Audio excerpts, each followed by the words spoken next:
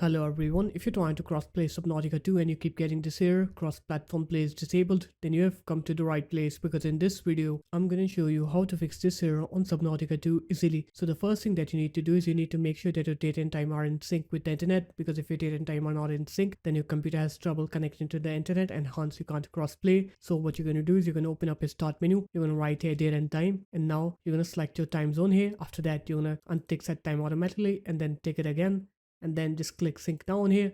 Now what you're going to do is you're going to close this up. You're going to open up your start menu again. You're going to write here view network connections. Then you're going to right click on a network connection here. If you have an Ethernet connection, you're going to right click on Ethernet, and if you have a wireless connection, you'll have a WLAN here. You're going to right click on it, click properties.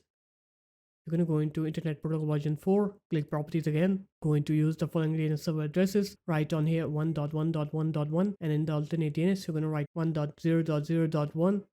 After that, click OK again, and then disable your network device. Wait for 15 to 20 seconds, and then you can enable it again. After you enable your network device, now you can go ahead and try to play Subnautica 2, and you'll see that your game will now work. You'll not face those cross-platform errors anymore. So there it is, guys. That's how easy it was. If you guys found this video helpful, make sure to leave a like, comment, and subscribe to the channel, and I'll see you in my next video. Peace.